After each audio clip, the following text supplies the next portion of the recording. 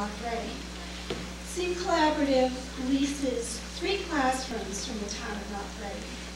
Our preschool is at the Little School, and for the second year, our grades, kindergarten, grades 1 and grades 2, are here at the Hood School. Our program uses a total communication approach, which means we use signing exact English supported by simultaneous spoken English. All of our teachers are certified teachers of the deaf, and we have 2 speech-language pathologists and an occupational therapist, a physical therapist, and our own adaptive phys ed teacher. You've heard a lot tonight about collaboration and inclusion, and our program is delighted to be a part of what's good at the Hood.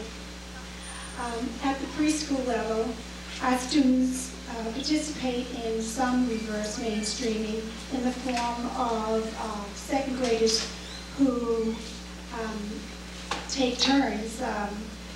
All of the second graders want to come in and read to our preschoolers. So they take turns doing that, and at least twice a week we participate in lunch with the North Reading Integrated Preschool. And there's some exchange sometimes when we spend a music program with the Integrated Preschool as well. Here at the Hood School, our students are included in the mainstream model, beginning at the kindergarten level and going right through the 2nd grade. We're currently mainstreaming 3 of our kindergarten students, 3 of our 1st graders, and 2 of our 2nd graders. This opportunity for mainstreaming is essential to our program, as the goal of SEAM Collaborative's Deaf and Hard of Hearing program is to return our students to their home districts.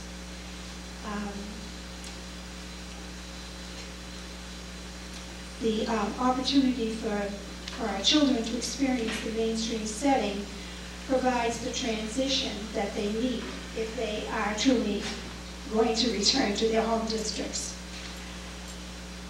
So we're very grateful to North Reading School System and the staff of the Hood School for providing the opportunity for our students to learn how to listen in a big group setting, which is in a more difficult auditory environment than they have in our small classrooms.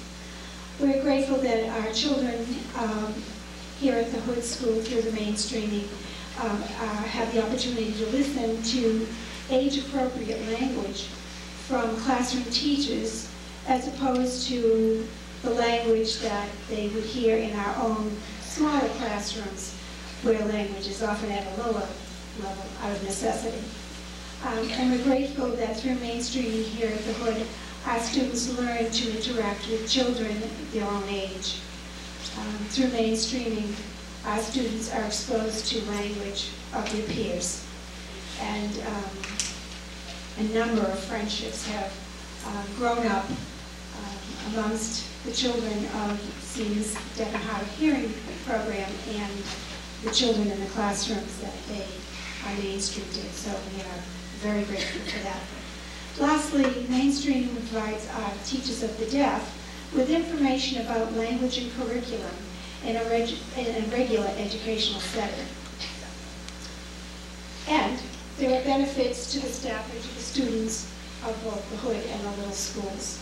Our program exposes the staff and the students to sign language, and as a result has generated interest at both staff and student level.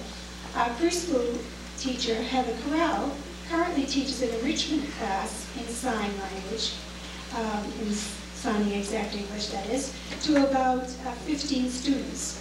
Some teachers are beginning to include signs in their classroom instruction as well, so we're happy to see that. Most importantly, a school committee has, a school community, has a social responsibility to raise awareness of diversities, both the cultural diversity and diversity in learning styles. North Reading and the wonderful staff at the Hood School and the Little Schools, under the leadership of Mr. Lassise at the Little and Mr. McKay here at the Hood School, have met this challenge well by welcoming our programs into their schools and truly valuing all students. Thank you.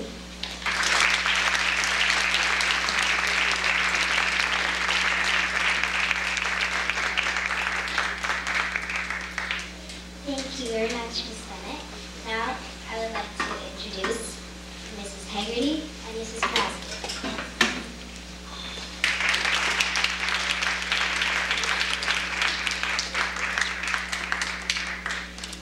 Hi, I'm Susan Haggerty. I'm the full-time reading specialist in the school.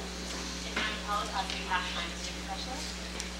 In our roles as the reading specialist at the Good School, we have begun the process of implementing the initial stages of a response to intervention model, commonly referred to as RTI, to provide reading support services to regular education students.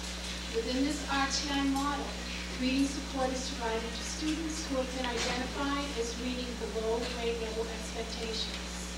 To get this process started this past September, we administered on an individual basis the developmental reading assessment, known as the DRA, to all first and second graders here at the school, a total of 131 students.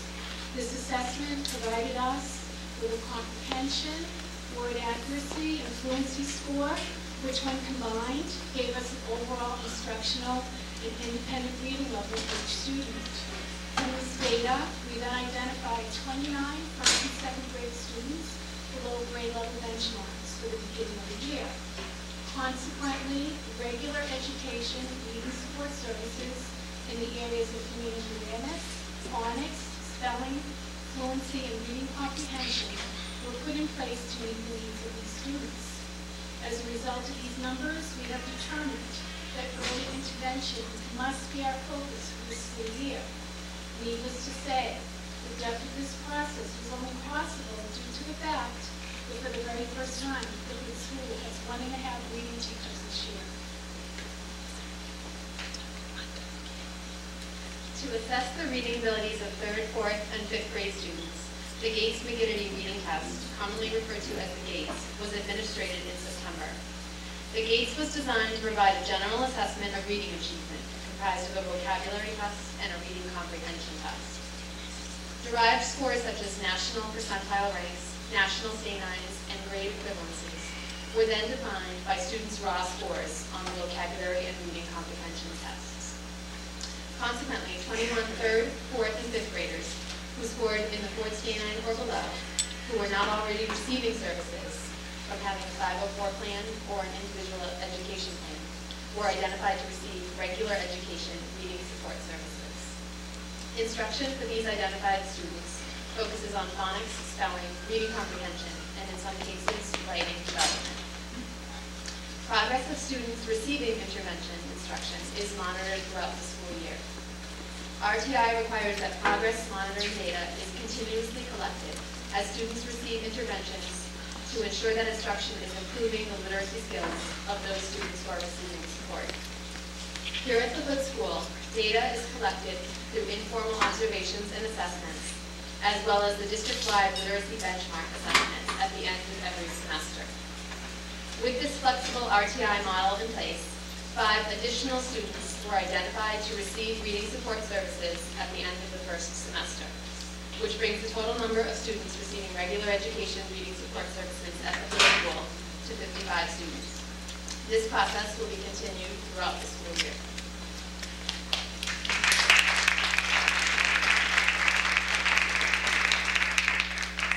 Overall, the intention of this RTI model is to prevent identified students from falling further behind their peers, as well as to improve their future education trajectory.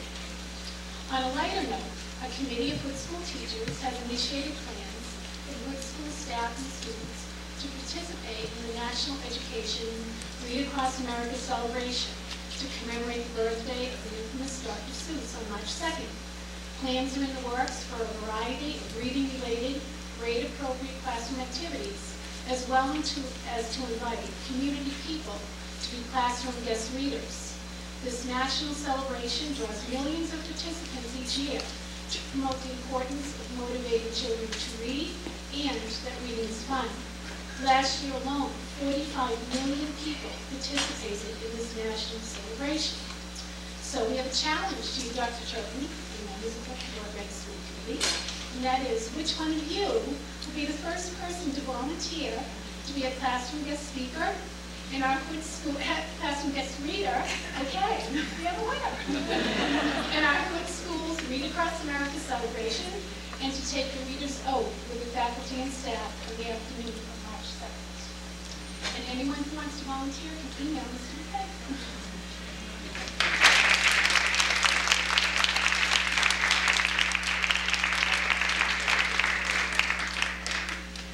Thank you, Mrs. Hegarty and Mrs. Crosby. And now I'd like to welcome Mr. McKay back on for some concluding remarks.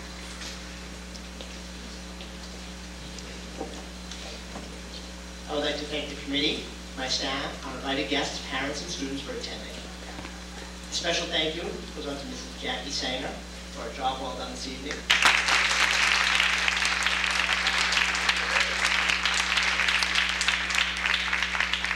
At this time, I'd like to respectfully request the committee's permission to dismiss the school staff. I want to ensure that they arrive home safely and well rested to educate our students tomorrow morning. Thank you.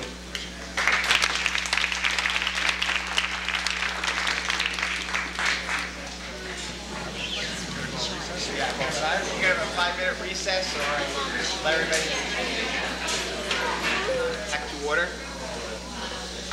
Our next order of business, we have any public input. Is anybody here in the public that wishes to be heard? Of course, we just had great public input, and again, I want to thank the staff of the Hood School for a great evening of entertainment and information. Thank Mr. McKay and the staff and the students and the parents. They did a great job tonight. Our first order of business now is school building projects. Dr. Troughton. Yes. Last week we were notified by the town administrator that the Lieutenant Governor in Massachusetts, Lieutenant Governor Murray, had requested that each municipality submit a list of capital projects that will fall potentially under President Obama-elect's infrastructure program.